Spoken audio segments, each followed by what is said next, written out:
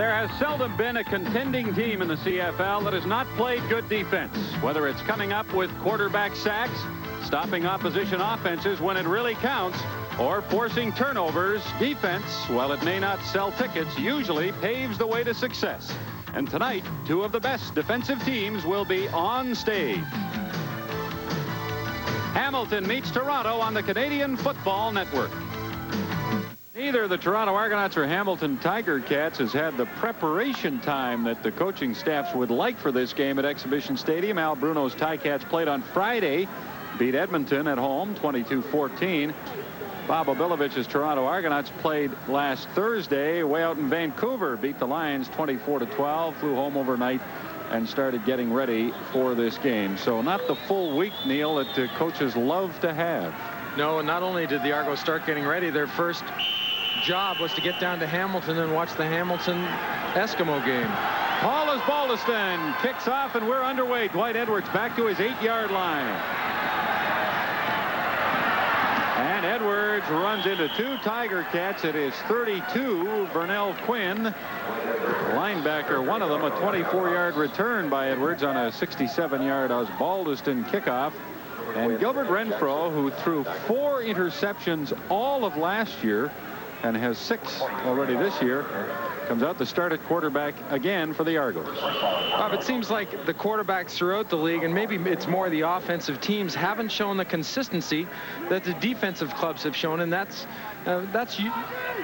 always the case earlier on in the season, but they've got to start getting it together. I know the coaches are, with all the turnovers, must be going crazy. I don't know. Bob Obilovich feels the defenses in the league this year are better as a whole than they've been. This is Cummings carrying on first down, sliding off Hamilton tacklers. Finally, Frank Robinson grabs him at the 41-yard line, a gain of about 9 yards. Well, it has not been as hot in Toronto these last couple of days as it has been all summer. 21 Celsius. Very comfortable at game time, and the wind at 18. And will favor the Hamilton Tiger Cats in the opening quarter. The big thing tonight, though, is not having that heat and humidity that both clubs are used to. This cool breeze is nice and refreshing for them. That's a pleasant change, I think, for everybody. 2nd and half a yard. Argos at their 41.5. Renfro to Cummings. He was straightened up in the middle by Vernell Quinn, but he did pick up the Toronto first down. Cummings carried.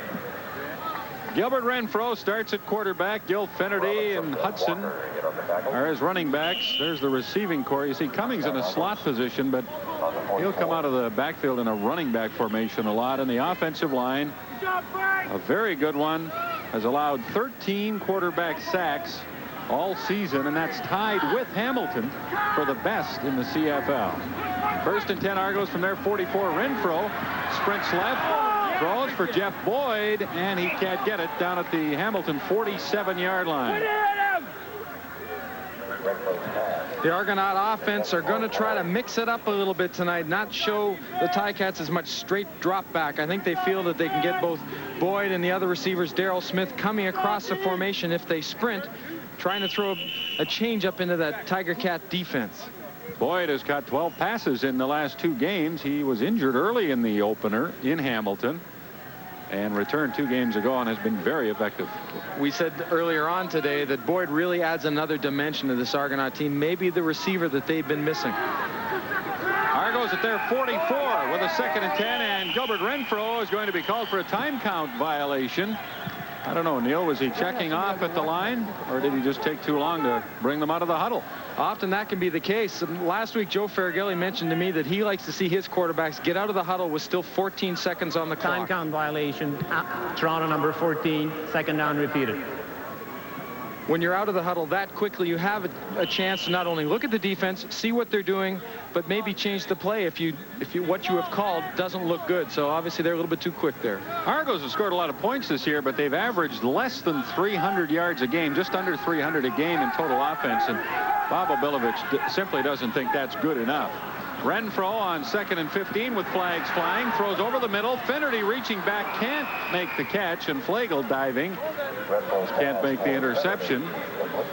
It'll be 3rd down Argos unless the penalty is against Hamilton.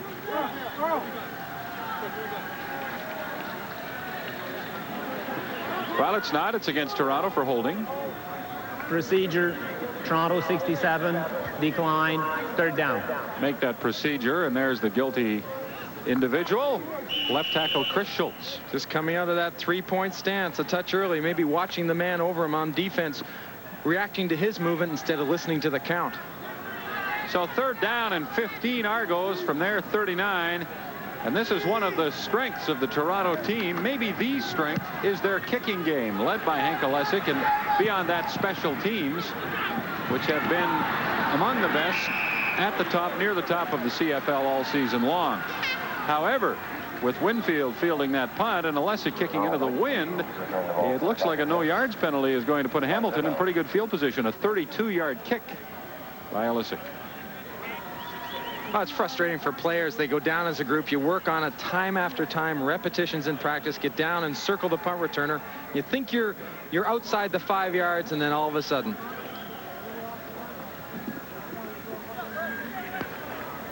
Tripping Hamilton number 20, no yards, 35, 1st down. So offsetting penalties, Arnold Grievous was called for tripping on Hamilton, and the Argos for no yards. So the Tiger Cats will have the ball at their 44, 1st and 10, and Tom Porras starts at quarterback and hands off to a newcomer, Martin Sarton, who's replacing Johnny Jones as the Ticats import running back. Neil? Sarton, who last year played for the San Diego Chargers in the NFL during the strike, has been in camp all year and actually was told was going to get a chance to start last couple weeks ago, but pulled a muscle in his leg as Tom Porras gets his chance to start this week. One of the things Bruno alluded to about Porras is his ratio of touchdowns to interceptions is so much better than Kerrigan's. Kerrigan has thrown 11 interceptions. This is DiPietro hauling in a 1st down pass down to the Toronto 50, but there is a flag on the play. Porras with 5 touchdown passes and 4 interceptions. Mike Kerrigan has 5 touchdowns and 11 passes intercepted. And this 1st down by the Ticats is going to be lost to penalty. Porras with Jet Tommy and Martin Sarton, who replaces injured Johnny Jones. The receiving core with, again, Champion backing up. We expect to see more of him this week than we did last week. And the offensive line, which has remained intact all season long. 2nd down and 12. Ticats at their 42. We're just underway at Exhibition Stadium in Toronto, and Tom Porras is on the ground. Back at his 33, Willie Pless leading the Argos Sackers. It almost seemed like Hamilton sprinting to the left, sprint right into the strength and where everyone was coming from for the Argonauts. Nolan Harper gets in there, mixes up Willie Pless, and you see Gerald Bayless. Everyone's sliding to the side of the sprint. Willie Pless makes the sack. Nolan Harper, replacing injured Dan Sellers at defensive end, was in there as well. Paulus Baldiston on 3rd down and 18 will kick with the wind, and he doesn't hit it very well. Braisley at the Argo 37 to the 40 to 41, and then steps out of bounds at the 42-yard line. We're 3 minutes and 50 seconds into the game at Exhibition Stadium in Toronto. Tom Porras, the starting Hamilton quarterback tonight. The Ticats are 3-2, but they've only had 2 good offensive games. One was the first one of the year when Kerrigan threw for 330 yards against the Argos. And Kerrigan also had a big night in Calgary in their 2nd win. They beat Edmonton last week. Hamilton did, but offensively did not do very much. 1st and 10 Argos from their 41. Paulus Baldiston had just punted for Hamilton before we went away. A quick pass by Renfro to Kevin Cummings, and he'll pick up close to 8 yards up to the Toronto 49-yard line. Les Brown being part of the reason Cummings is out of bounds, and I think having Cummings in the slot back position on the Argo offense will allow them to do some different things. As a matter of fact, they opened the game with an old counterplay that Ron Stewart of the Ottawa Rough Riders had a great deal of success with. Cummings in action because of an injury to Lorenzo Graham. 2nd down and 2 yards. Argos at their 49. This is Cummings again, and he pops through that left side for 4 yards and a Toronto 1st down. Jim Rockford made the tackle. Rockford moved up to make the stop on Kevin Cummings, who is not very big. He goes about 175 pounds. Scoreless game, 10-15 left in the opening quarter. And a gorgeous night in Toronto. Renfro back to throw. Pressure comes. He steps away from some of it. Skillman, though, will hit Renfro, and he fumbles. And let's see who has it at the Hamilton 46-yard line. Now they're undecided, and now they rule that the Argos got it back. Well, Les Brown doesn't quite agree with the call the referee made. You're going to see Gilbert Renfro sit in the pocket, good protection, and it looks like Solvay to the left side of your screen is just about going to get to him. Schultz does a nice job of just getting him by the quarterback. Now it's time to get downfield, but you've got to put the ball away. Good hustle by Rod Skillman to strip the ball. Now it's just, as you can see, now it's just the first one to get it and hold on to it. Well, these teams have been plagued by turnovers in the last couple of games and have also turned the ball over a lot against the opposition. As Renfro throws an incomplete pass. Toronto in BC last week, those two teams combined for 13 turnovers, and likewise Hamilton against Edmonton.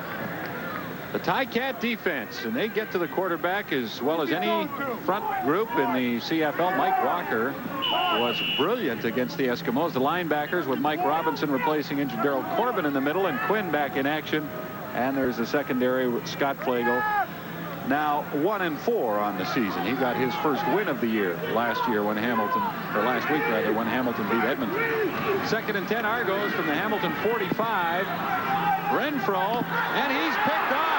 Lance Shields. And he's cut down at the 34-yard line. Lance Shields caught by Dan Ferroni. And the Ticats, with a turnover, have put themselves in scoring position. Outstanding coverage by Lance Shields, but watch how long it takes the ball to get to the receiver. Gives Shields a time to come around from behind. That's a long time for the ball to be in the air, and it looks like it could have been a completion, but Shields in the hip pocket of Moore just slides around in front of him. That's the 4th interception of the year for Lance Shields, Neil. Hamilton had 6 interceptions against Edmonton on Friday night. They have 1 early in this game tonight, and they're on the Toronto 34. Sarton carrying the ball off the right side, and he'll pick up 2 or 3. Al Bruno was saying before the game that he felt the Ticats can have success on offense with play-action fakes, using the running backs to hold the linebackers up close, then throw in behind them. Gilbert Renfro getting some advice at the Toronto bench after throwing an interception. On 2nd and 8, Morris throws. DiPietro has it at the 25 of Toronto and is finally down on the 24-yard line. He will be very close to a Hamilton first down. Rocky DiPietro, one of the people Al Bruno credits as picking up the slack as far as the veterans, with Bennett and Zambiazzi not in the team anymore. He was looking for individuals that would take over the leadership role. As a matter of fact, Shields was one of them, and so was Rocky DiPietro. I don't know if you don't want to send any one of those guys long for a pass, but they'll line up as receivers. Wouldn't you love to see them throw to Grover Covington? Yeah, I would. That would be fun. I don't think the Ticats are thinking along those lines on 3rd and a yard at the Toronto 25. Sarton carrying left side, and he appears to have the first down. Very little room, but likely enough to get him the first down.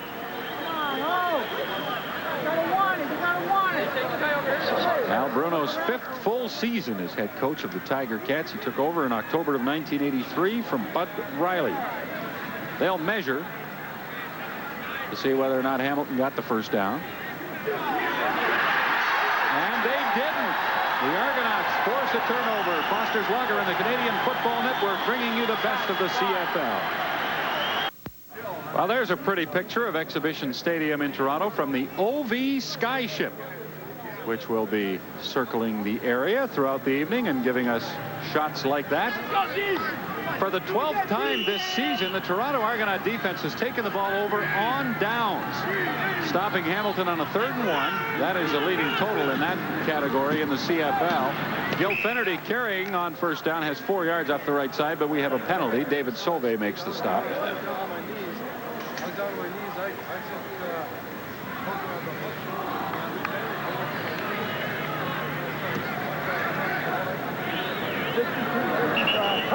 Yeah, the Argos are +8 in that takeaway giveaway ratio, and one of the reasons, we'll listen to Jacques DeCarrier talk about it.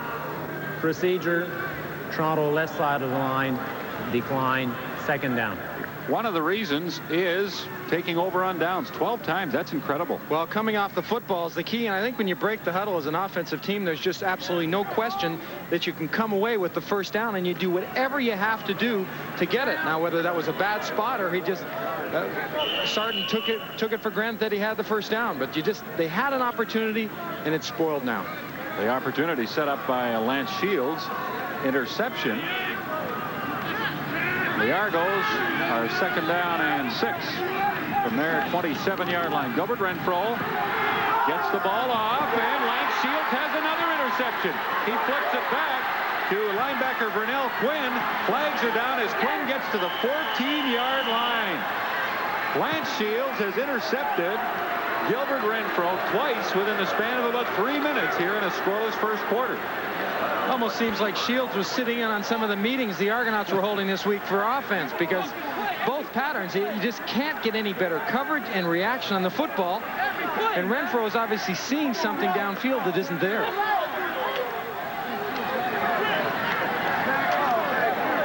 Once again, a great example of good coverage, and either Renfro's making the wrong reads with pressure in his face. Maybe he should be just jumping on the football and eating it. This is like it's choreographed here. 32. You see the pressure. Grover Covington not going around this time, but coming straight upfield. I'll give Covington some of the credit for that interception. Renfro didn't appear as set as he'd like to be. Forrest throws, and Chapdelaine has his pass intercepted. Reggie Pleasant happened to be standing in the area Chapdelaine went up for, and the ball came down in the arms of Reggie Pleasant.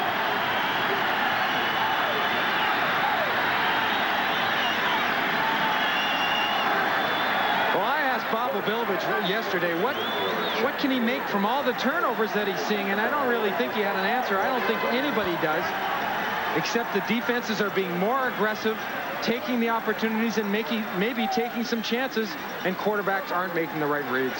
That is the third interception of the year for Pleasant. Rough play called against Hamilton after the run on the return by Reggie Pleasant. It looked like Chapdelaine was going to go up and just take the ball away.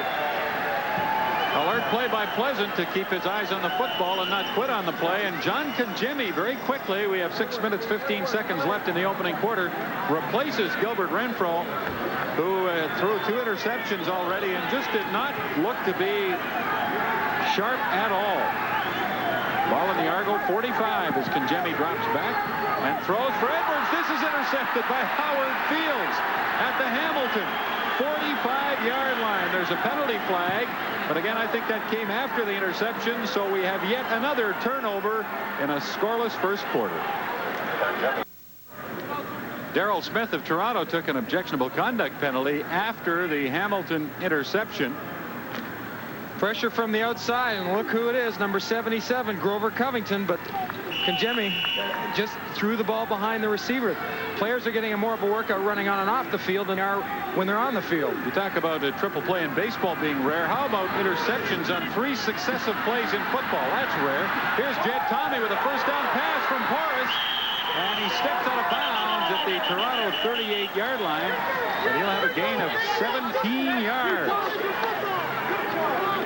Well, it looks like the Ticats are trying to take advantage of the quick reaction. Watch Tom Porras go straight back, and now he'll pump to the left side. Nope, we're going the other side. It's well set up.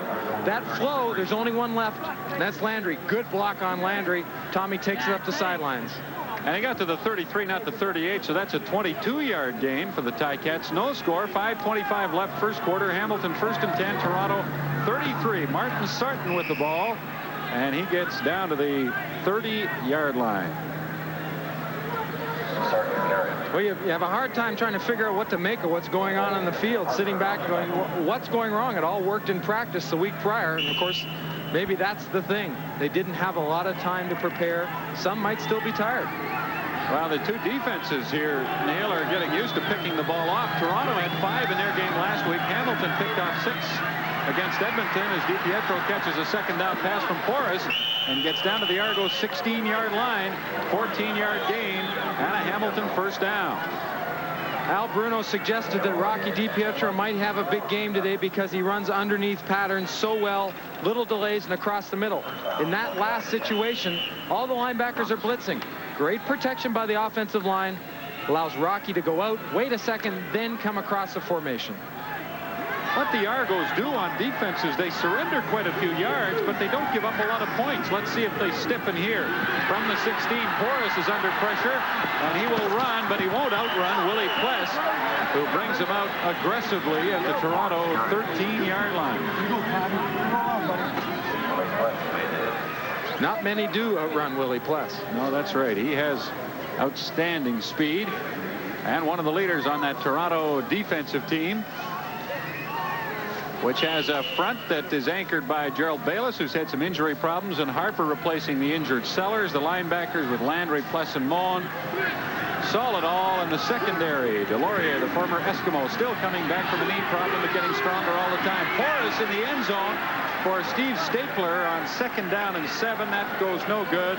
And we will see Paulus Baldiston and the Hamilton field goal team. Oh, we've seen Tom Porras show us a different look tonight, dropping back and quickly snapping his head around, almost trying to draw the quickness of the Argos defense to make the move so something else is open. Paulus Baldiston having a steady season. Will try from the 20-yard line with Tom Porras holding. And as Baldiston is accurate, and we have our first score of the game.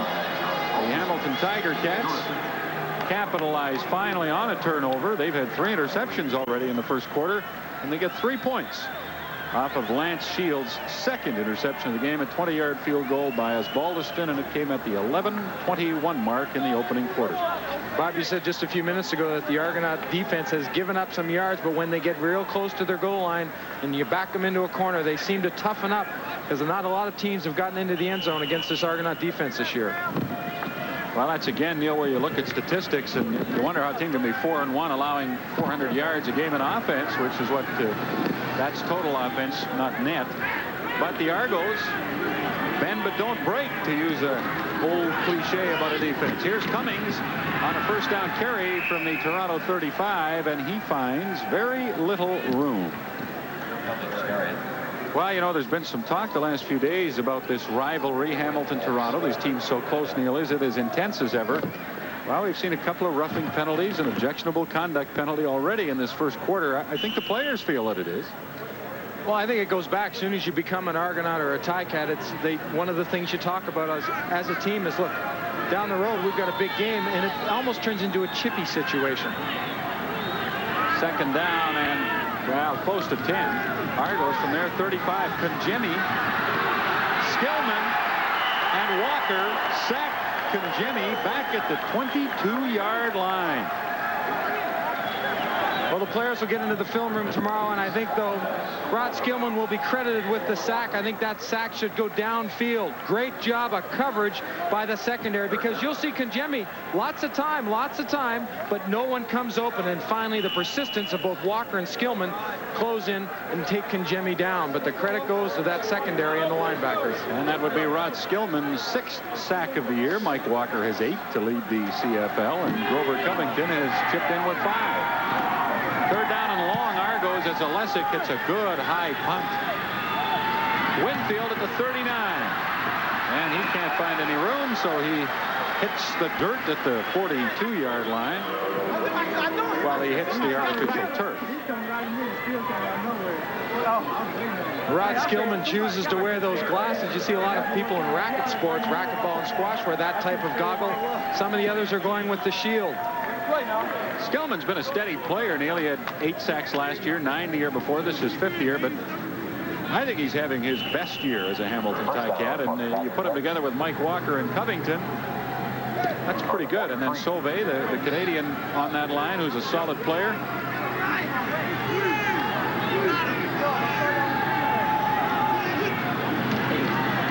Martin Sarton on 1st down for Hamilton from their 43. The Olesic punt, by the way, was 45 yards long. Tom Porras is replacing Mike Kerrigan as Hamilton's starter.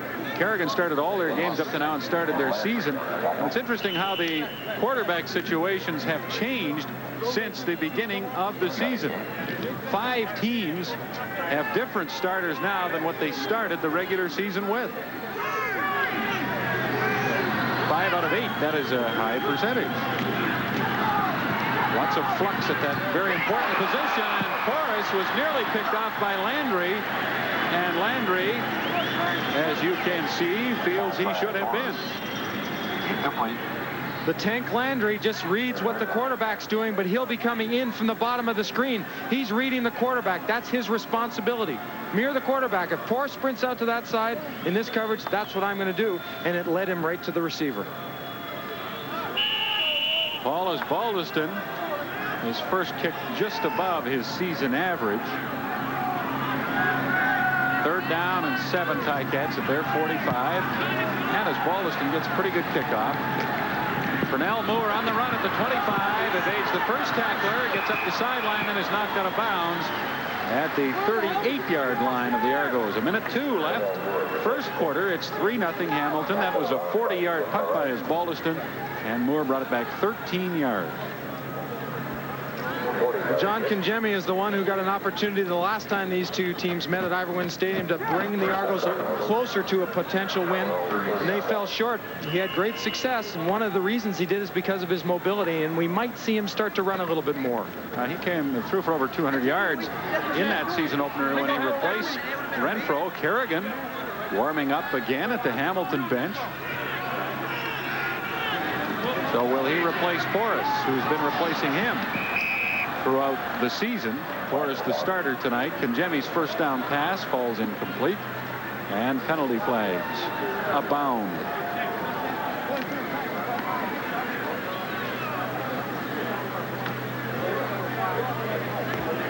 Procedure, Toronto 66, decline, 2nd down.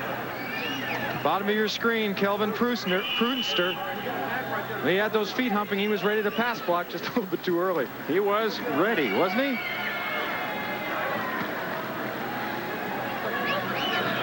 Wondering why everybody else was standing still. 2nd down and 10. Argos at their 37-yard line. And here's that hitch screen. Pernell Moore one-on-one with Lance Shields. Nice inside move by Moore. And it got him very close to a Toronto first down. Well, Pernell Moore has that type of speed that if you let him get to the outside, you could be in serious trouble. And I think Lance Shields does the right thing by having him, or if he's going to be beaten to the inside, because this is where you're going to see help. Take that outside shoulder weight. Don't let him go to your outside. Might not look that great, but he gets help. You get the impression, Neil, that it'll take Kangemi a while to get. He looks a little rusty to me. He's played so little since that first game in Hamilton.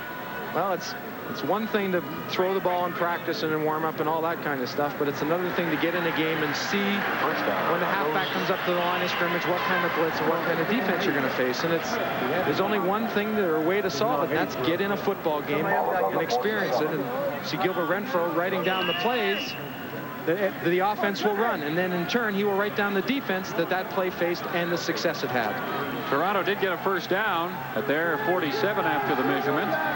This will be the final play of the opening quarter, barring a penalty. We haven't seen much of Gil Finnerty, and we don't see him this time as they throw the hitch screen to the other side to Jeff Boyd. Not as much room for him. He gets up to the 50 and will have a gain of 2 or 3. 15 minutes complete at Exhibition Stadium. The Ticats lead the Argos on a Paulus Baldiston field goal.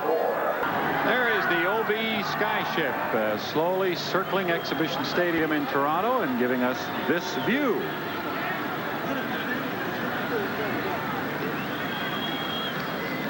As the second quarter begins here at Exhibition Stadium, and we're going to give you a look at the Sky Dome later on this evening, the new covered stadium, the Dome Stadium that is being built at great expense and will be ready next summer in June, they hope. Kevin Cummings on a 2nd down play gets back to the line of scrimmage, which was the Toronto 51, and will be 7 yards short of a first down. Bob, you mentioned we haven't seen much of Finnerty, and I think the reason is we're seeing some different offensive sets by the Argos. One time you'll see Hudson alone in the backfield with Finnerty and Cummings up at the line of scrimmage. Next time it'll be swung around. Hudson will be back. I think they're trying to confuse the Ticat defense in some way or another. Hasn't worked to this point. I think I'd just give the ball to Fennerty a couple of times.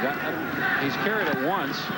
Olesic punting, big rush. He doesn't get a very good one away, but he gets a heck of a bounce down to Fields at the 6-yard line. And Howard Fields gets back to the 9. Olesic under pressure that time and didn't hit it the way he does 9 times out of 10. Well, you see the pressure right here. He knows it's coming. Takes a pretty good shot there, too. But the kick turned out to do very well, as we see Mike Kerrigan will get an opportunity to take this Ticat offense down the field. Well, Al Bruno has to be really concerned about his quarterback situation. Both men have had ample opportunity this season, and neither has been able to sustain anything at all or show any semblance of consistency. And Kerrigan, in his first play of the game, is sacked by Kolka, although Rodney Harding made it all possible. Well, Kolka comes up big. He did last week against the Lions with a couple of sacks, but he can thank his buddy Rodney Harding for this one. And how can you expect to produce and get the ball downfield if you don't get time to look downfield? And all he saw was a blue helmet and a couple eyes coming after him then. Kolka had his first 3 sacks of the year last week against BC, but again, Harding should get the credit for that one. 2nd down and 15, Ticats from their 5. Martin Sarton finds a good hole off the right side and is up to the 13 for a gain of about 8 yards, but it still leaves Hamilton 7 short of a first down. Well, if nothing else, it'll give the Ticats a bit of breathing room in the punt formation. And as Balliston will be kicking into the win now in this second quarter. Not a real strong win, but it's not exactly calm either. To this point, we've seen the Argos put 2 men back. This time they have 11 up, and Pernell Moore, number 75, is the only one waiting on the punt. Doug Davies will center it back to us. Balliston. Good snap. And as Balliston gets an end-over-end boot off the side of his foot, there is a penalty flag. It goes out of bounds at the Hamilton 37-yard line. But there is a penalty on the play. We're just 2 minutes into the second quarter. The Ticats lead by 3. For a second there, Bob Obilovich thought he'd have great field position for his offense. But this punt right here gets away. But the Tank Landry contacted the kicker. And he's not happy about it. Neither is Obilovich, but Al Bruno will take it. Yeah, you'd have to say that was a pretty marginal call. The Ticats, though, hang on to the ball from their 23. Kerrigan throwing over the head of Jet Tommy up at the 25-yard line. You know, Neil, we talked about Kerrigan last week against Edmonton and how he didn't appear to really be throwing the ball with the zip, the authority that we've seen him throw it before. And you talked with Al Bruno before the game about his problems. Yeah, and Al said the lack of zip, he thinks, comes from the hesitation of standing back there, looking at the defense and not being confident of throwing the ball. So as you're throwing it, if you don't have the confidence, you don't put the zip on it because you're kind of holding back a bit. Argos feel Renfro has been guilty of that too. Kerrigan, and he runs into the arms of Kolka and Harding again. His helmet flies off, and Hamilton will have to punt the ball. Glenn Kolka, product out of Edmonton, Bakersfield College. You see the pressure. He wants to drop it right off there to Sarton. Probably would have been a good move. And now you see the chin strap of Kerrigan get a workout by Glenn Kolka. Kolka played junior hockey with Spokane and Medicine Hat in the Western League back in the early 1980s. And he says, I was not there to score goals. I was there to look after some of the guys.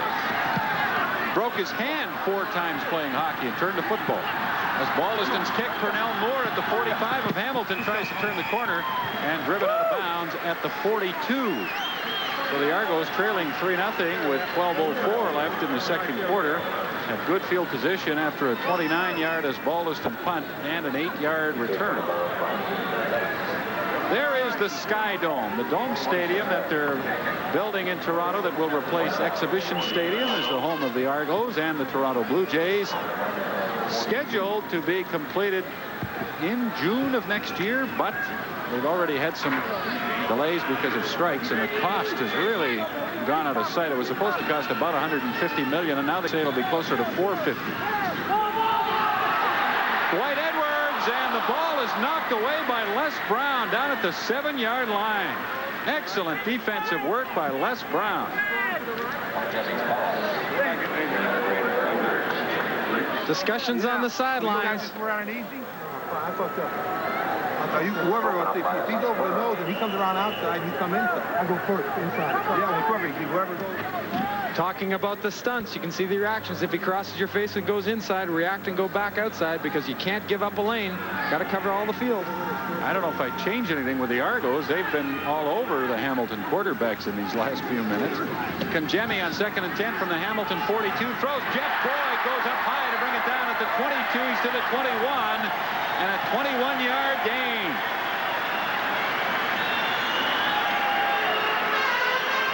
Well, there aren't too many that can do it any better than number 80, Jeff Boyd of the Argonauts. The key here, great protection by the front 5 of the offensive line. You see Hudson stay in and pick up the man who does come through, but look at this. Just floats through the air. Nice touch, soft hands. And don't let him get away after he catches it either. Acrobatic catch by Jeff Boyd puts the Argos down to the Hamilton 21-yard line.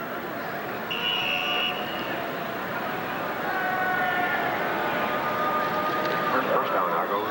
Mike Robinson being helped off the field. He was the one who hit Jeff Boyd. Linebackers don't often lose battles like that to wide receivers. So the Argos trailing 3-0. Give to Finnerty on a draw play. Gil Finnerty bounces to the outside to the 15. He's hit hard at the 14-yard line by Frank Robinson, but he has a gain of 7 yards. Well, Mike Robinson out of the middle is replaced by Ed Gadavakis, and if Frank Robinson doesn't show quickness there, Finnerty's going to take it into the end zone. And you said you like watching no one any better than Gil Finnerty when he runs the football, and I think the qualities that he possesses, both in short yardage situations and power, and the quickness that gets him outside, are just incredible. Lance Chomick loosening up his leg as the Argos are 2nd and 3 at the Hamilton 14. 10 minutes to go. We're in the 2nd quarter. Kangemi, and he's hit by Covington back at the 20. Well, Grover Covington brings 112.5 sacks into this game for a career. He's chasing James Quick Parker in Vancouver. He has 114.5. But here you go. Got to watch the backside. Maybe the most vulnerable part of a quarterback. And certainly don't expose it to that man. 32 years of age, an 8-year veteran, Grover Covington. Started his CFL career in Montreal and was traded to Hamilton in '81, and are the Ticats ever happy about that transaction. So Chomick will attempt a 26-yard field goal. He puts it up and he puts it through, and we have a tie game at 3. This game is brought to you by Foster's Lager on the Canadian Football Network. We're at Exhibition Stadium in Toronto. Lance Chomick has just kicked a 26-yard field goal at the 6:25, make that the 5:25 mark of the 2nd quarter to tie the game. Ticats take the ball at their 35. Mike Kerrigan in relief of starter Tom Porras, and he throws. Chapdelaine is open and is hit hard by Pleasant, but has a first down at the 52 of the Toronto Argonauts. Well, on Friday night, the Edmonton Eskimos will host the Winnipeg Blue Bombers, and Damon Allen, we understand, will be back in uniform for the Eskimos. Damon, are you going to dress for the game? I think this game right now, I'm on reserve right now, so probably this game I won't be playing at all, but hopefully be suited up against the BC Lions on the 25th. David, it takes a while for the knee to come around. How is it? Well, so far it's doing some schedule, and I started running yesterday at practice, and I'm just getting ready to start running today at practice as soon as I get off this phone, but everything's going on schedule, and the knee's feeling pretty good right now. I know it's very frustrating, Damon, for any player when he has to sit out because of injury. How have these last few weeks been for you? Oh, it's just pretty frustrating because it was my first injury on any part of my body, and so it's pretty frustrating watching, but hopefully I can come back there and be ready to go on the 25th. Damon, frustrating probably doesn't describe having to watch the game last week when you would have liked to have helped out Tracy Ham, both on the field and guidance on the sidelines. Well, there's no question. I could have helped out Tracy the game against Hamilton, but he's been doing a good job, and I'm glad he's playing well, and hopefully he can do a lot better this week against Winnipeg. Damon, thanks for joining us. We look forward to seeing you back in uniform. Thank you, Bob. And, Damon Allen of the Edmonton Eskimos, who was hurt in the first game of the season and will not return on Friday night. He's still a week away, and you don't want to take any chances with knee injuries with prime young talents. Well, with anybody, but certainly with a quarterback of the caliber of Damon Allen. Was it? We look from the Olby Skyship at Exhibition Stadium in Toronto. 2 minutes 57 seconds until halftime at Exhibition Stadium. The Argonauts second and goal at the Hamilton 2 in a 3-all game.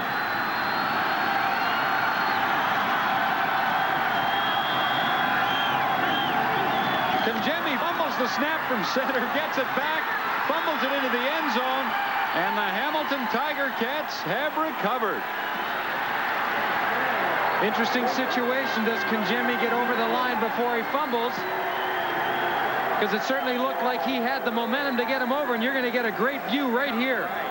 Does he cross the line before he fumbles? I would say Scott Flagel stuck him just as he's about to cross the line, and the ball pops out for the second time. Watch this. Flagel, pop, right there. He's not over the line. Jim Rockford heads up, gets on it. There's no way the ball crossed the plane of the goal line in his possession, Neil. What an odd-looking play with the football hitting his face mask, bouncing right back into his hands, and he couldn't take advantage of an incredible stroke of luck. Toronto has turned it over now 5 times, and a first down pass by Kerrigan from the 25 goes incomplete, intended for Earl Winfield. Jim Rockford, man who fell on a loose ball in the end zone, couldn't have come at a better time either. You see from Oklahoma, football in the blood. His father coached at Illinois for 17 years, coached the quarterbacks there.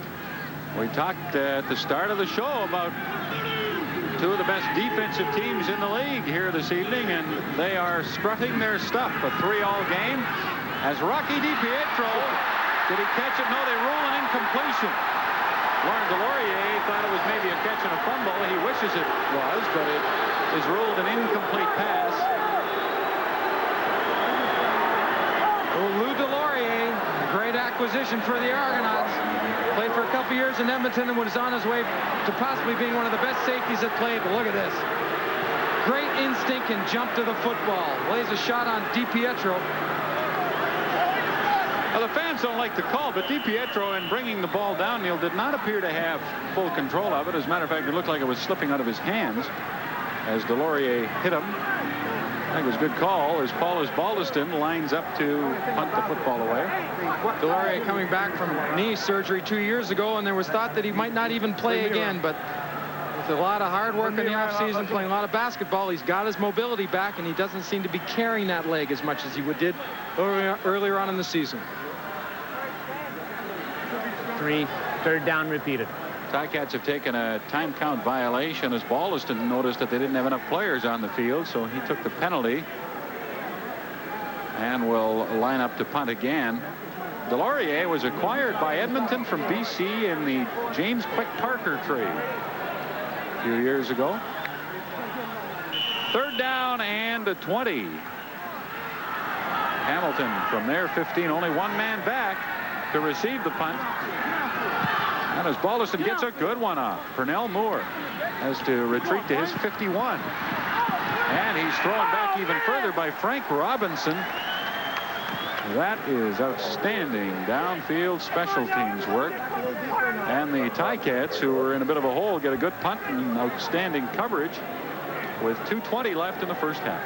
Now Bruno's probably trying to figure out what he can do in a few short minutes at halftime to get his offense going, because you can almost see this Argonaut offense starting to gain momentum. And that's only going to wear down. It's tough on the Ticat defense to keep hanging in there.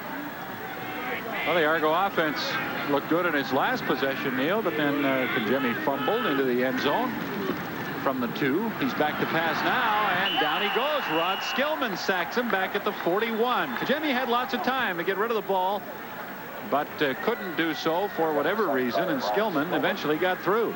Watch the discipline lane, or the lanes that the defensive linemen stay in. Covington pushing back, not taking either side. Walker coming up, Skillman, and they all close in on him.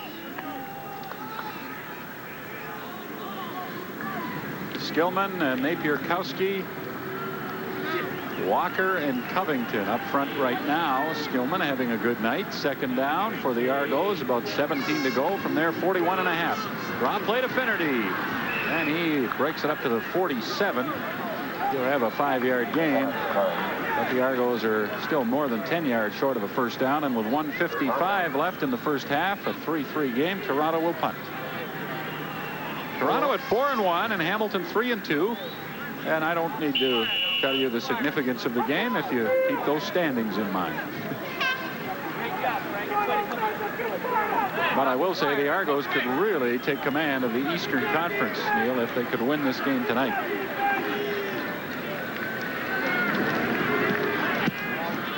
Ankalicic's punt. Winfield waits for it. It bounces back upfield. Grabbed by Flagel.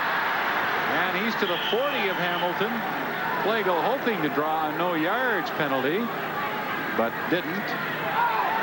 But he did get an objectionable conduct now as somebody threw the ball at him.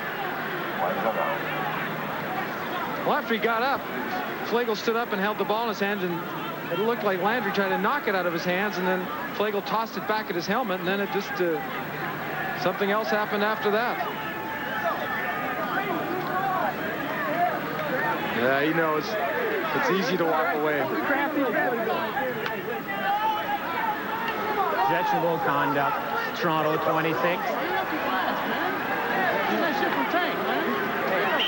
Well, heads up play by Flagel, coming back to throw a block, sees the ball bounce. He figures, well, I'll take it, maybe get a no yard situation, but at least get good field position. Flagel's foot came up. Well, you just see it right here. I'm sure Landry has something to say to him. Well, they had an exchange which wasn't called, and then Selwyn Drain got in on it, and he got tabbed for the objectionable conduct penalty, and Mike Kerrigan on the first down play was hauled down for a loss of a yard at the Hamilton 50-yard line. It was the veteran Frank Robinson, one of the better outside linebackers in the league, getting that hinge re-secured on the leg. A lot of players are wearing those now, especially the offensive linemen around the league. 2nd and 11. Ticats from their 50. Tony Champion in the game for running back Martin Sarton on a passing situation. And Winfield hauls in the Kerrigan throw at the 50.5 of Toronto, leaving him a yard and a half short of a Ticat first down with 1:06 left until halftime. Well, Kerrigan has his best success as the Ticat offense does when he's at quarterback, when he's allowed to sit back. A good pocket is formed around him, and with his size, he sits in there and fires the ball. And that when he gets to Winfield, just right at the sidelines and able to stop the clock, just short of the first down, though. Well, Hamilton is 3rd and a yard and a half, and they are not going to gamble with 1:06 left until halftime at the Toronto 50.5. They gambled early in this game on a 3rd and less than a yard and didn't make it. So Al Bruno obviously not very confident that his team would be able to grind out that yard and a half. Paulus Baldiston will punt. 3-3 the score. Pernell Moore at his 15. A flag is down. Look out. Here comes Moore. Say goodbye.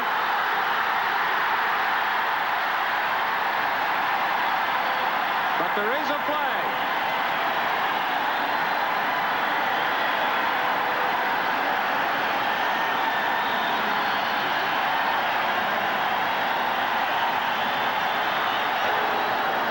No yards. Hamilton 20. Decline. Touchdown.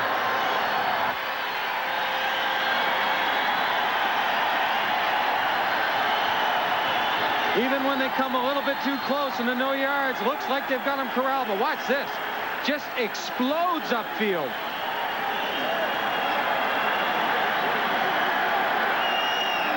Lee Knight was not going to catch Pernell Moore, although he made a valiant effort. A 95-yard punt return for a touchdown by Moore. The penalty was no yards against Hamilton. And the Argos go in front 9-3 with Lance Chomik on to try and add the convert. That would make it 10-3. 14-13 the time of the scoring play in the second quarter. Chomik is through the uprights, and the Argos lead 10-3. Look at everyone hustling downfield, throwing a block and giving him a lane. You'll see him come right up here. Jake Vaughn working hard. There it is, and there's only one man. Whoops. I don't know if anybody standing flat-footed with Pernell Moore coming full speed at you is going to be able to adjust and try to make a tackle. Especially a punter, with all due respect to the punting fraternity, but yeah, they don't get a chance to make too many tackles, do they, in practice or training camp or anything like that. And that's the worst fear of a punter, coming down and covering and being the safety, and then all of a sudden having to be the safety. It's one thing to be called the safety. It's another thing to have to be it. Well, just now put yourself in his Baldiston shoes. Here's a guy blowing at you. He's doing a 4.440, and you're standing there. Forget it. Well, the question, do you go for the first move or the second? You know, it's how many bullets have I got in my gun? That play has certainly brought the crowd to life at Exhibition Stadium. Howard Fields with a kickoff return, and he can only get it back to the 23 of Hamilton. More penalty flags with 42 seconds left until halftime. Well, Pernell Moore did that earlier in the season. He brought one all the way back, and that's what this Toronto team is all about, Neil. Their special teams do things like that for them that win games. Illegal block, Hamilton 64, first down. To take that even further, I think what you have, Bob, is you've got good football teams always have weapons scattered all through the team. And if the defense isn't doing it, a big play on offense, and the special team ability to turn a long one back into a touchdown. Now here's a team that's turned the ball over 5 times in the first half. Toronto, I mean. And they're leading 10-3. That's good defense, and we just saw what their special teams are all about. Martin Sarton carrying on first down has a gain of 3.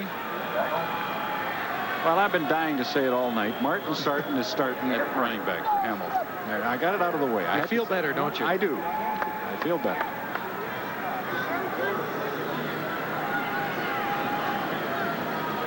Well, it was unfortunate that Johnny Jones got hurt, because the Ticat running game really started to mature and come to its own. And with that ankle injury, Martin Sarton had to step in for John Jones. But it helps to keep the skilled people around. He's been there since training camp, so it was really nothing new. He knew the system.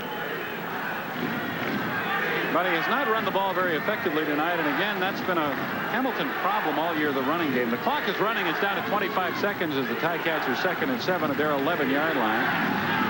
Inside handoff, Jed Tommy across the 15, close to the 16 with 18 seconds remaining until halftime. The Argos will undoubtedly, and we see, call a timeout to stop the clock. Probably go after the Osbaldiston kick, or hope he gets a poor one off. And if he does, they could be in field goal position before the half ends. We've seen a number of different looks from the Argonaut punt return team tonight. 11 up, 10 up. Number 3, Landry's back up. Number 3. The last 2 times Osbaldiston had to punt the ball, he's done very well. Let me give you an idea of how good these Toronto special teams have been as we see an Argo player injured. The Argos have a punt return average of 11 yards. Now, Pernell Moore has obviously bumped that here tonight as we get a view from the OV skyship of darkness descending on Ontario Place, right next to Exhibition Stadium. Argos have a punt return average of 11 yards. They've held their opponents to an average return of 5. Hank Elisic's punting average is 45.5, and Toronto's opponent's punting average is 37. You put all that together, and you have the Argos gaining an average of 14 yards, better than their opponents every time a kick is exchanged. That is pretty good. And Al Bruno is concerned that the clock shows 18. He feels there should be 8 seconds left. As Landry receives some help from athletic therapist Freddie Dunbar, seems to be all right, making his way to the sidelines. Well, Bruno's not going to win that argument, Neil. They leave 18 seconds up there, so Hamilton on 3rd down and 2 from their 16. Will punt as Osbaldiston standing just outside his goal line. Low snap, but he scoops it up. and gets the kick away. Pernell Moore on the run at the 43. He'll head for the sidelines and stopped for a minute. Forced out at the 45-yard line. 8 seconds are now on the clock. A 27-yard kick by Osbaldiston, and Moore brought it back a couple. So the Argos will have time for one play, and then if they don't get that play in the end zone, the Lance Chomick field goal try. And will that one play take them to the sidelines to move Chomick a bit closer? Or do they go to the end zone? I think going to the end zone takes a little bit too much time. I don't know that you want to risk a deep throw, because you could eat that 8 seconds up and deny yourself the chance to score again. 10-3, Toronto in front. Looks like Jimmy, he's going to throw it to the sideline. It's complete at the 33. Stepping out of bounds was Moore with 3 seconds left on the clock. Landry back in good form after being on the ground. Had a pinched nerve, but he'll be fine. As Lance Chomick prepares to kick a field goal. He thinks it's a good omen. His wife, or both he and his wife, are expecting their first child right around Grey Cup. As a matter of fact, Grey Cup week. Well, Chomick would be very pleased to be in Ottawa in one respect. He attempts a 39-yard field goal, and it's good on the final play of the first half. So the Argos have scored 10 points in the last minute of the first half, and they will take a 13-3 lead over Hamilton to the dressing room.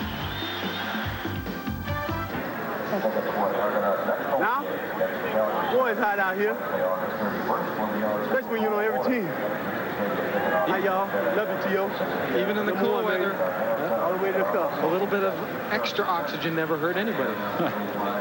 Landry says all the way to the cup, and there's a long way to go until then, but the Argos are considered one of the teams that has a pretty good shot at that. That's Martin Sarton's helmet that they're working on, as the Argos run a 1st and 10 from their 10-yard line. Fennerty right side, 2 yards maybe. Almost looked like they were taking the shield off of Sarton's helmet. Might be fogging up, bothering him. There's a good look at middle linebacker Mike Robinson and the thrill.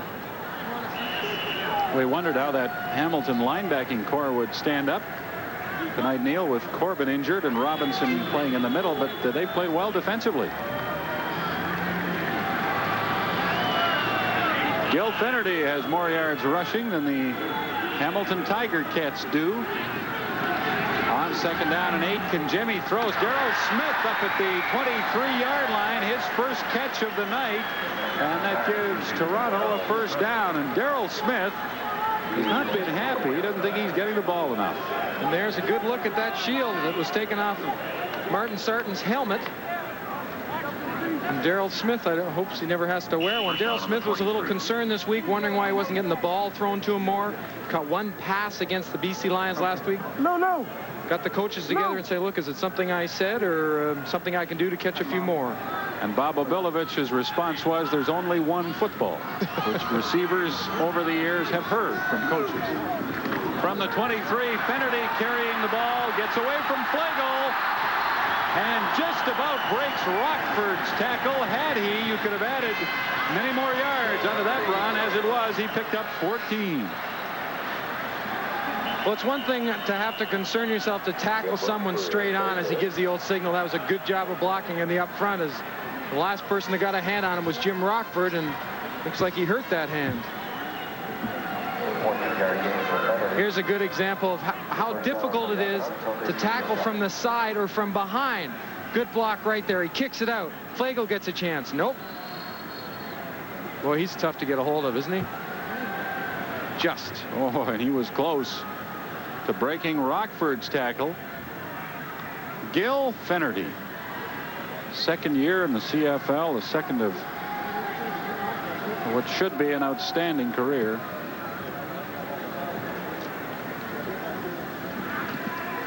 You know, it's tough that when you don't see the ball to pout about it. But if you're a good player, you don't pout. You take your anxiety out on somebody else. And here's Darrell Smith downfield on Grievous. He makes the difference on that. I mean, Fennerty gets another 8 more yards because Smith simply screens out Grievous. Smith coming into this game had 20 catches on the year, Neil, for 284 yards and 2 touchdowns. You know, those are respectable numbers. But last year he caught 79 for 1,392 yards. So he's well off that pace. And you know, when you have that kind of a year, you obviously want to duplicate it. Well, you get frustrated. You like to see the ball as Rockford gets helped off. And you notice when he was turned around, that sweater was tied up. Sometimes they do it because it makes their waistline look smaller. That's why I do it on my shirt here. Other reason is so their shirt doesn't get pulled out if it's a little bit short. See some of the defensive linemen, Grover Covington. That might be just so he can come off the ball a little faster. They're all doing it now. See, they've started something. Everyone will be wearing it. There you go.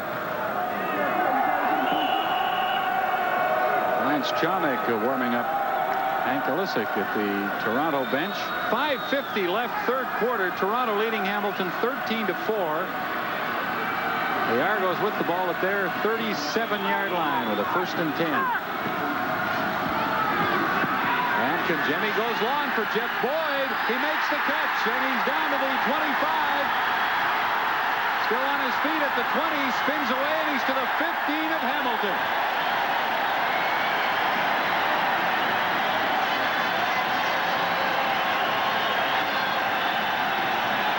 A tremendous move to the football. Initially good coverage. See, he's kind of going half speed, trying to drag in Arnold Grievous, make him slow down. Watch this move underneath. But watch the block coming up by Dwight Edwards. Right coming up now. That's helping out downfield.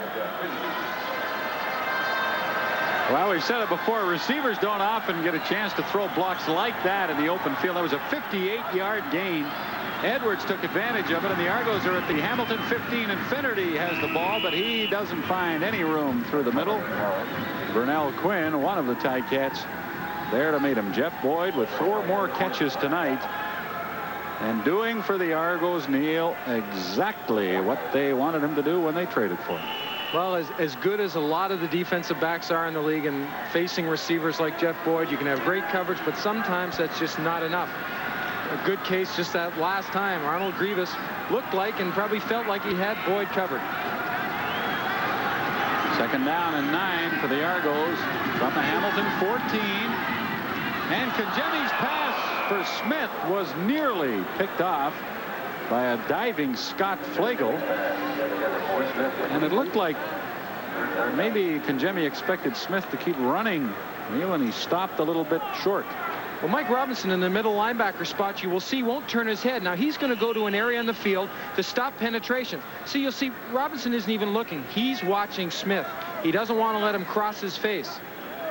Well, the ball was right there, but the hesitation by Smith resulted in the incompletion. Lance Chomick on to attempt a 21-yard field goal with John Kajemi holding. Kajemi puts it down, and Chomick puts it through, and it's now 16-4 Argos.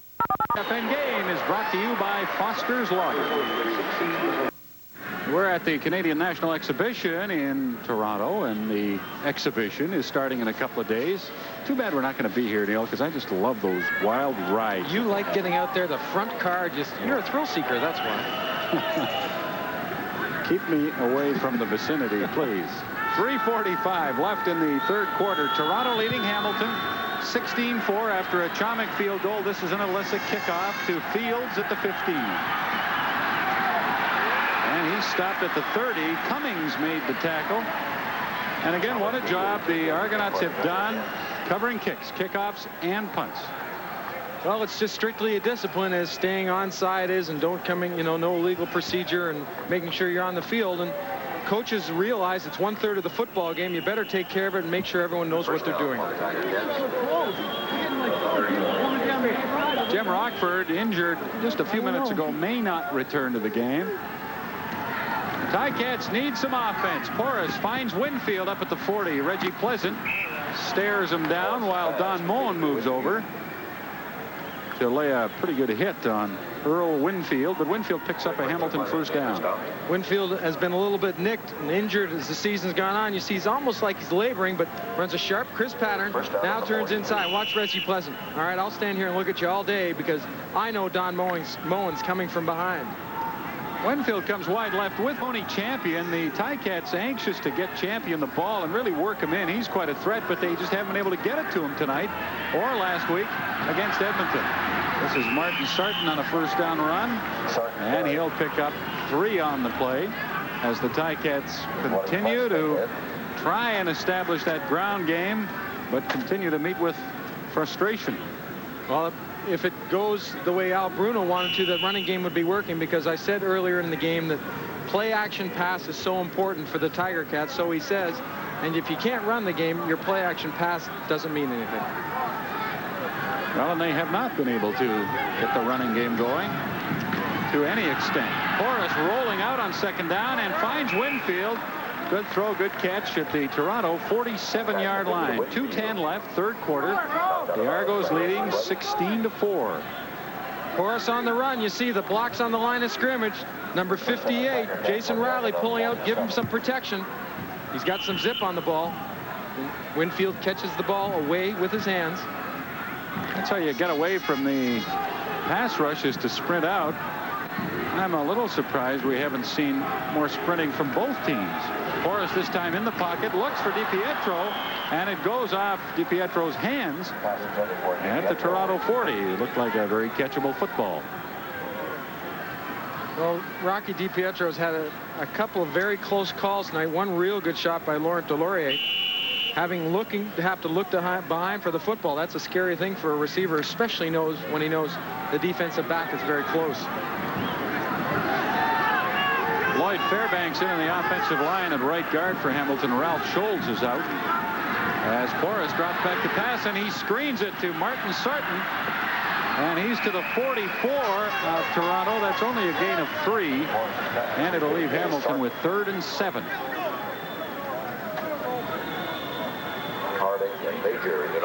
Paulus Baldiston, who missed a 47-yard field goal earlier in this third quarter, will try one from 51. Again, keep in mind that he does have some wind with him. 1:07 to go in the third quarter. And Toronto with a 12-point lead, which isn't a very big lead, but the way their defense is playing, it looks formidable at this stage. As Baldiston has the distance, but it goes wide. And Brazeley will concede a single again eventually. So with the score, Toronto 16 and Hamilton 5. We pause 10 seconds for the stations from coast to coast to identify themselves. You're watching the Canadian Football Network. Single point for the Tiger Cats. Argos leads 16-5.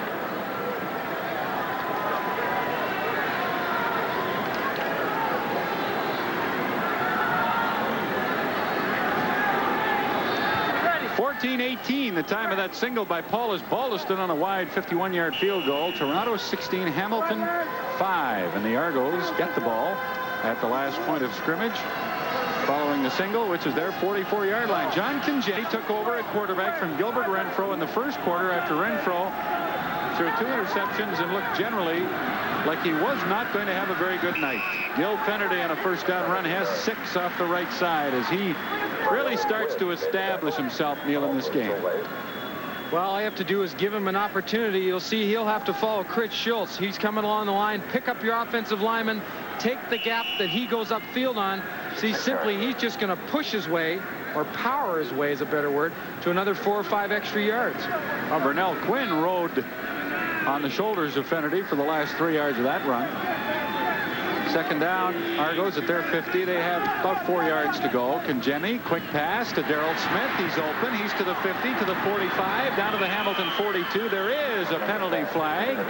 Time has expired in the third quarter, but there is a penalty flag. So we'll wait and see whether or not this gain is wiped out. And it's going to be an interference penalty is called against the Argonauts. A pick, Neil? I think we've seen the old pick play where Jeff Boyd comes down and allows the receiver to go to the flat. Forward pass interference, Toronto number 80, second down repeated. You don't see it called very often because usually the receivers can turn their head like they're just running downfield, but I think what you see is Jeff Boyd getting in the way of Arnold Grievous and doing it a little bit too well. Yeah, that's done on so many passing plays, but when it looks obvious is when it's called, and that time the official ruled that it was fairly obvious. Second down and 14 then for the Argos from their 40. Kangemi has time, gets it off, and completes it up to the 51 to Darrell Smith, but that is 3 yards short of a Toronto first down. And that play ends the third quarter at Exhibition Stadium in Toronto with the Argos leading the Ticats by 11. Argonauts leading 16-5. Pernell Moore with a long punt return for a touchdown late in the second quarter. Jeff Boyd a big game on offense. And the Argo defense with 4 sacks to 3 for Hamilton. The story with Toronto up by 11. 13 minutes and 10 seconds left at Exhibition Stadium. Bob Irving with Neil Lumsden. The Argos from their 44. Kangemi pumps a couple of times and throws to Darrell Smith. And he gets away to the 45 to the 40 of Hamilton. Smith didn't see the football in the first half, Neil, but he's been busy in the second half. Well, if he can keep coming open through the coverage like that of the Tiger Cats, I don't know if Kangemi will always get this many pumps at throwing the football, though. We'll count them. I think it's 3. There's 1. There's 2. And there's 3. Good protection by the offensive line and a good pass right in between the 2 Robinsons on defense. Argos from the Hamilton 40, first and 10. Kangemi again has time and fires complete to Pernell Moore at the 32.5 of Hamilton, gain of 7 to 8 yards. Lots of heads-up play by Kangemi. He's trying to set the screen up to the right side. It's covered well by the linebacker Frank Robinson, but all screens have a reliever, someone you can throw the ball to downfield if the screen is taken away. Sure enough, he has the calm to look downfield for that receiver. Kangemi threw it where he had to low, and he's played well in relief of Gilbert Renfro if you take the 2 interceptions away, and they have not hurt the Argonauts. This is Hudson carrying on 2nd and 3, and he finds a good hole off the right side and gets the first down across the Hamilton 30-yard line. He needed 3, and he got 4. That's the second time they've given the ball to Hudson, Neil, where I think maybe Hamilton was looking for Gil Fennerty. Well, you take a look at him right there. He looks more like a linebacker type. 6'2", 225 pounds. Played for the Oshawa Juniors. So the Argos leading 16-5 and threatening to pad the advantage. First and 10 from the Hamilton 29.5. Kangemi puts it up long for Jeff Boyd, and he goes high in the air against Les Brown, but cannot come down with it. Tremendous pressure on John Kangemi as he comes up limping a bit. He throws this pass into a storm. And the storm ends up hitting him right after he releases the ball. There is a price to be paid when you're a quarterback and want to get it downfield, and Kangemi paid it that time and is suffering for it. Gilbert Renfro with the jacket on, still charting the plays to the left of Bob Obilovich. Kangemi's going to have to limp a little bit more to get that jacket off Renfro. The man with the white shirt was Danny Barrett. He is the number 3 quarterback for the Argos. Hasn't played a game or even dressed for a game all year. Kangemi on second down fumbles the ball, and the Argos got it back. Vernell Quinn hit Kangemi. And the ball came out, but the Toronto Argonauts were able to get it back as John Kangemi is in difficulty.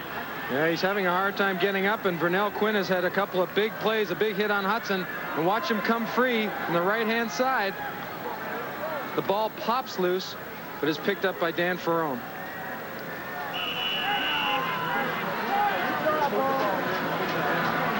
Well, Lance Chomick is going to attempt a field goal. Kangemi staying in the game to hold for him. It'll be a 44-yard try for Chomick, which, if successful, would put the Argos up by 14 points.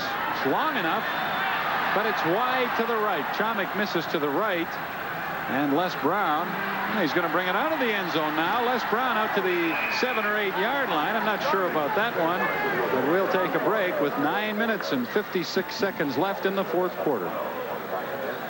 He used to sweat it out on the sidelines as head coach of the Toronto Argonauts. That was a few years ago. Now he's the general manager. Do you still sweat it out, Leo?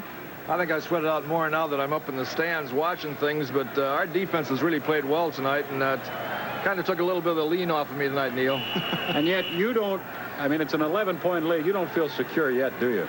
Never playing against Hamilton. I can remember in a playoff 2 years ago that I sat up there and counted 26 points that we were ahead of them. At the end of the ball game, they'd beaten us. So don't count your chickens before they're hatched. And Porras finds Tony Champion on a first down pass up to about the 16-yard line. John Kangemi has a hamstring injury on the last series of offense for the Toronto Argonauts. Leo, the crowd tonight, 25,000, your biggest of the year. How do you feel about that? Well, you know, before the game, I was out and watched the crowd, and there must have been lines 25, 30 yards long and 3 deep, and it was really gratifying to see this. And I can feel a groundswell of interest now around Toronto for our football team because we are winning some games, and, you know, everybody likes a winner, so I'm looking forward to bigger things as the season progresses. You've got an exciting one with Pernell Moore. You've done a good job of bringing some talent in here, but that's another one who's put the house on fire twice this year in regular season. Yeah, I was just saying before, Neil, that when we signed him at a free agent camp, I can remember him coming into the dressing room after the thing and giving me a very apprehensive look, as much as to say, are you going to take me to your training camp? And I could have signed him for nothing. He was just so anxious to be a professional football player. We'll see how he feels now after he returns a couple of these long ones. Leo, our OV Skyship has given us some nice shots of the Sky Dome here this evening as a Porras pass downfield is no good. Will the Sky Dome be ready in time for the start of the Argo 1989 season? Well, there's just an awful lot of speculation on that. I've heard anything from the 1st of September to right into October, and, you know, that's hard to believe. I think their target date was trying to get them there and to start the baseball season, but no one really knows at this time what the thing is going to be because they've had so many problems with strikes and things like that. And then, you know, every time that you strike and extend this thing, it's going to cost you more money. Leo, thanks for joining us. We'll let you get back to your booth so you can sweat it out some more. Okay, guys. Thank you. Leo Cahill, the general manager of the Argos, and Leo would have felt a little more relieved, I think, had Doug Landry intercepted that football. Landry's had a shot at 2 of them now, and he can't believe again that he didn't catch it. Well, when you're around the football and you possess the abilities that Landry does, you're going to have those chances. He's staring right at it here. You just hit him in a bad place right in the hands. Yeah. Doug Landry has been a prominent figure on a prominent Toronto defense tonight. The Argos leading 16-5, 8:20 left in the 4th quarter. As Baldiston just gets it away, he was contacted. A flag goes down, and this one will come back. Braisley at the 40, and no yards penalty thrown there. But they will bring this one back for contacting the kicker. Paul Baldiston didn't have to act that time. He was hit. No, you're right. The first time earlier on in the game, he was contacted by Landry, and it was a little suspect. I don't know if I think Baldiston did a pretty good job, but anytime you get a rush right up the middle, if you don't get your hands on the football, chances are you're going to get your hands on the punter, and that's what happened.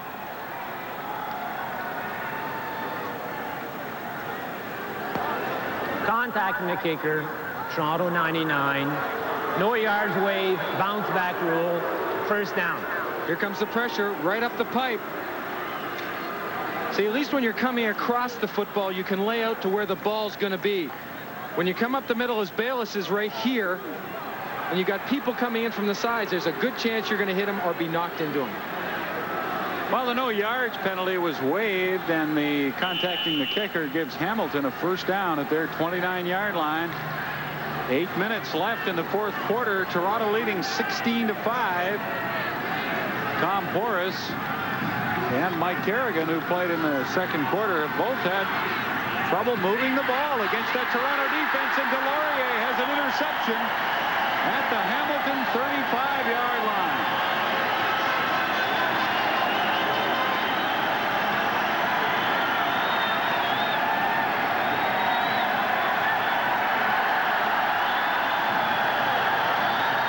One of the things Bob Obilovich and the rest of the Argonaut coaching staff liked about Lou Delorier was his instinct and his ability to go to the football. Porras almost leads him there, and he takes this in the end zone if he doesn't get tripped right there. Accidentally kicked by Willie Pless, who's trying to get upfield and hustle and throw a block for him. But that's all right. That's the 2nd Toronto interception. Reggie Pleasant picked one off earlier, and the Argos again have an opportunity to put it away. They're at the Hamilton 35. 1st and 10. Handoff, Joe Finnerty. And he slips through that hole on the right side. Finnerty to the 14-yard line. Flagel brought him down.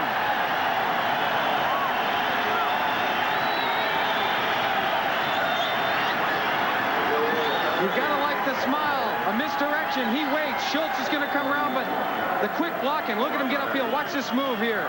Just that quick to the unbelievable lateral ability moving from side to side. I think he goes as quickly from one side to the other as he does upfield. And he shifts gears pretty effectively too. Finnerty having a good night. Had 100 yards against BC last week, his first 100-yard game of the year, and he's 14 away from another. And the Argos are at the Hamilton 14. And Finnerty has the ball this time. He is wrapped up. Good defensive work by Frank Robinson. Not very often Finnerty loses those one-on-one battles, but Frank Robinson was equal to the occasion that time. Robinson's been around a long time and a very good linebacker playing the outside. And I think he knows you're going to tackle a guy like Finnerty. You better get to him quick in the area of the offensive line so there isn't quite as much room for him to move. 6 minutes, 20 seconds left in the fourth quarter. Toronto leading 16-5. And 2nd and 10 at the Hamilton. 14 and a half. Kajemi gets away from the first pressure. He's still on his feet. John Kajemi, all that work, and he gained 2 yards to the 12. It looked like he had Jeff Boyd open and thought about throwing it to Boyd deep for a moment, and then decided to better and tucked it under and gained a couple of yards. Well, you're right, he was looking at Boyd, but Les Brown was lying in the weeds hoping I think he would throw it because he was trailing Boyd around the field, something Boyd couldn't see, but Kajemi could. So we will see Mr. Chomik again. He will try a 20-yard field goal. Jimmy holds. Chomik puts it up, and he puts it through. And with 5 minutes and 27 seconds left in the fourth quarter, the Argos are now up by 14 points. The OV Skyship shows us Exhibition Stadium in Toronto. It also shows us that the Winnipeg Blue Bombers are making a foray into Alberta. And CFN will be there. Winnipeg at Edmonton Friday and then at Calgary next Wednesday. Mike Kerrigan back in at quarterback for Hamilton as the revolving door at that position continues. Kerrigan puts it up long for Stapler, who cuts inside of Brazeley and makes a good catch down at the Toronto 33-yard line. And Neil Stapler turned around just in time to see the football. I think you've got to have the attitude, what the heck right now, let's go deep. Kerrigan and Stapler teamed up the first game with this type of play, and it hit for a touchdown. And you're right, the move by Stapler at the time the ball is going to drop in that little area was perfect. If he'd waited another split second to turn and look, there's no way to cut that football, but he turned just in time, was able to adjust, and has the Tiger Cats at the Toronto 33-yard line.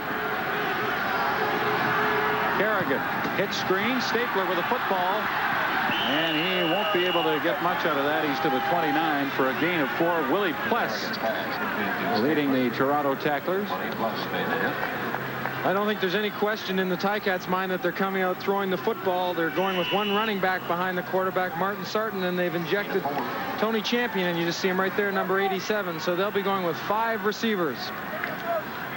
Kerrigan picked off twice tonight. Forrest relieving him, but Kerrigan's back now trying to salvage something for the Ticats from the 29 on second down. He just puts it up in the air, and it's no good. Intended for Tony Champion, but there is a penalty flag. However, it'll be holding against Hamilton.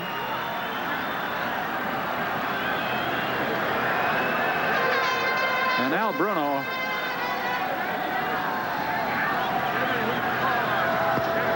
holding. Hamilton 58, decline, 3rd down. Al Bruno has to be wondering what has to happen for his offense to come to life. On 3rd down and 6 from the Toronto 29, they'll go for it. 3:40 left in the game, and the Argonauts leading 19-5.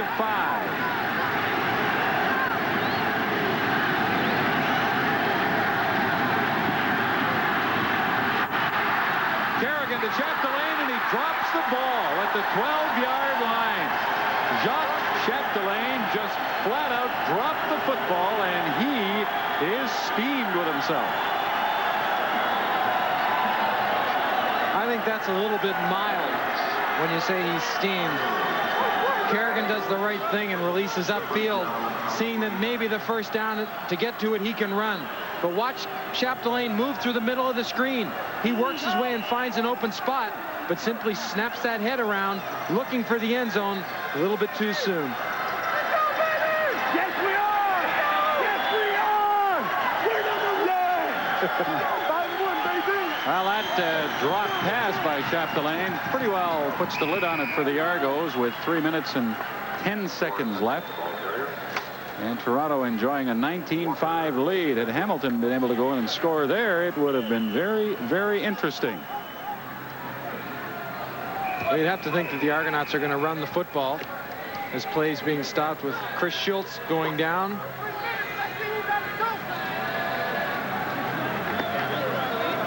.250. The CFN game is brought to you by Foster's Lager. Dirks of the Hamilton Ticats, one of their offensive linemen, and Laurent Delorier of the Toronto Argonauts. 2 minutes and 50 seconds left in the fourth quarter at Exhibition Stadium. The Argos leading Hamilton 19-5. Congemi intercepted by Frank Robinson. And he fumbles down at the 10-yard line. And the Tiger Cats got it back. Well, what a turn of events. Congemi picked off. Robinson looking like he might score. Fumbles. Hamilton, though, stays alive by recovering the fumble, and that's exactly what the Ticats needed. Neil? Congemi wants to get this ball out there quickly. Three-step drop, but Frank Robinson, that wily old veteran, just reads it and drops out to the area where he wants to throw it. Then takes a pretty good hit. But Bob Skemp fumbles the ball, but the Ticats come up with it on the 9.5-yard line of the Argonauts. Well, John Congemi with that interception, the 6th turnover of the game by the Argos, has really given Hamilton some life when they appeared dead. Now they're at the 10, and if they can score, we will have the interesting finish we talked about. Kerrigan tries to shovel it with his left hand to Jed Tommy as he was forced out of the pocket, but proving he's not ambidextrous, didn't get it there. Pretty good effort. You're going to see him get forced out. He's looking. You get a chance to see all across the field. Nothing open. Just shovels the pass, as you said, with his left hand.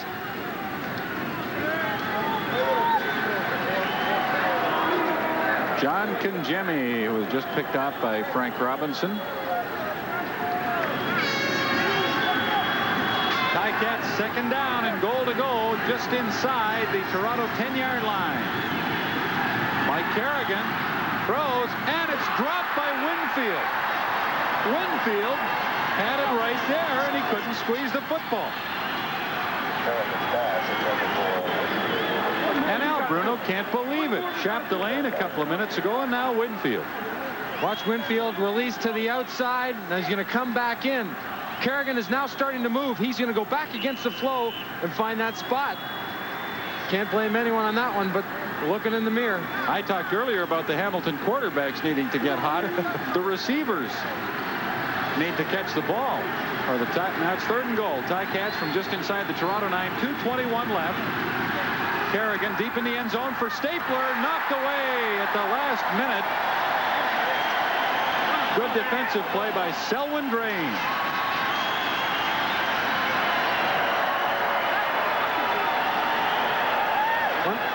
Once again, they can celebrate. Their backs are against the wall. And the Argonaut defense does it again. Look at this working in. Now he's going to go back to the corner, hoping the ball is thrown another yard farther. Well, the Argonaut defense does it again. They did get some help, though, from the Hamilton offense. Unable to squeeze the football in the end zone and get the touchdown they needed to get back in this game. So with 2:16 left, the Argos maintain their 19-5 lead and take over on downs at their 10-yard line. And this is Gil Fenerty, but he can't get to the outside. Frank Robinson hauls him down, and Robinson, coming off an all-star season, is having a big year again, Neil. Well, he certainly is, and he's an awful lot of weights on his shoulders when he's the only one that has to make the tackle here. See Corbin get cut down inside. I'm sorry, not Corbin, but Quinn.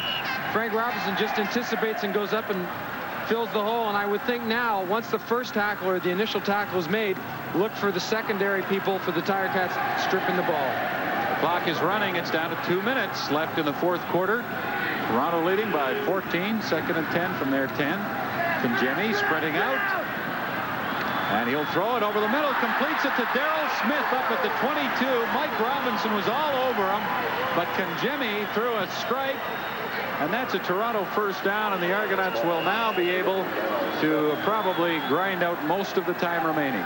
I think we're going to have to get Gilbert Renfro to take that jacket off, because you're going to watch Conjemi to throw to his left because he's right-handed. He wants to settle a little bit to throw. But Mike Walker plants one on him in the chest area. He looks up to make sure it's a reception, but he's not in very good shape. Well, and that's such a mismatch, too, in size. Conjemi's, what, maybe 185 pounds, and Walker goes about 265. Standing still, and Walker's just coming at him full bore. Well, they pay these guys, these quarterbacks, they get all the money, but they're the only ones that are subjected, not the only ones, but the most often subjected to that type of punishment. Yeah, I don't think there's any question that the quarterback is the most vulnerable of the people on the field, exposing himself his back when he's throwing the football. Most other people can at least gather themselves and get ready for the impact or make impact, but like you said, they get the big money, so... Darrell Smith is saying, John, that's what you get the big bucks for right there. The OV Skyship gives us an overhead look at John Conjemi being attended to. And we thank Commander Stuart Bragg and cameraman Steve Steen, who have given us some nice views from the OV Skyship tonight. Look at the Gardner Expressway in downtown Toronto. I think if the OV Skyship happened to go over the stadium too close, I think if Hank Olisic had a chance, he'd try to kick the ball and hit it.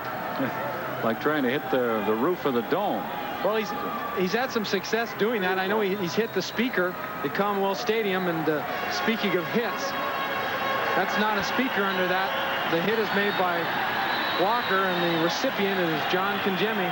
He's made the difference for this Argonaut offense tonight, though. And it wasn't so much the initial contact as the way Walker drove him to the turf. Conjemi is leaving under his own power. Although there may be some stars in his sky right now. Gilbert Renfro comes in to take over with 1:35 left.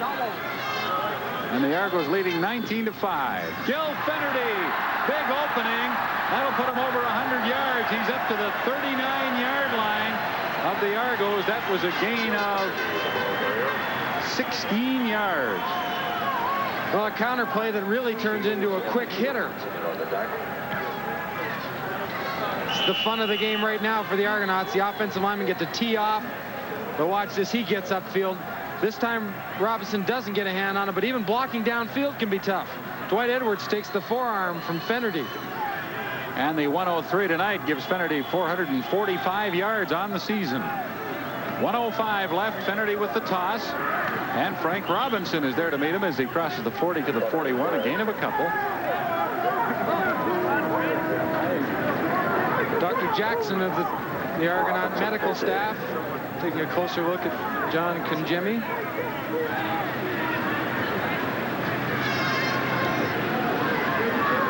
Well, Gil Fenerty, Neil, we talked about on an earlier telecast, has a long-range goal of having 2,000 all-purpose yards in a season. He said he'd shoot for 1,500 this year, but at the rate he's going, he might get that 2,000 this year. Second down and 7. Argos at their 42. Here's Fenerty again. Dances away from a couple, but then is brought down for no gain. Grover Covington made the stop. 41 seconds left in the game. It's 19-4. The Toronto Argonauts. Now, what would you call that instrument, Neil? Geez, I don't know. An argophone? An Argo phone. Huh? I don't think you'll ever see Al Hurt attempt to blow it, though. 35 seconds and the clock running as Hank Olisic prepares to punt on 3rd down and 7. Olisic taking all the time that he is allotted. And gets the kickoff to Earl Winfield at the 25 of Hamilton. Winfield down at the 29. The coverage again so good that Winfield had nowhere to go. 16 seconds left on the clock. My mom. Happy birthday, Mom. Happy birthday, Mom. Hi, Dad. John. Love you. How old are you, Mom? 28? Happy birthday. Mike Soroska saying happy birthday to his mother. He'll be in her good books for a long time now. Well, Care package will follow that statement. Yeah.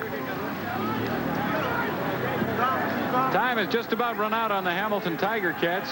They'll fall to 3-3. Mike Kerrigan from the 29 looks for Wally Zatilny, who's in the game, and Zatilny has a gain of 10, very close to a Hamilton first down up at the Ticat 39-yard line.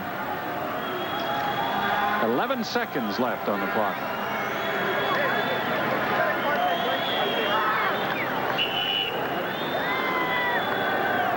And the fans join the Argos in celebration of Toronto's 5th win in a row, which is now 11 seconds away. Martin Sarton around that left side, his best run of the night. He has a gain of about 12 or 13 up to the 51 of Hamilton. There's the running attack that the Tiger Cats searched for all evening and couldn't find.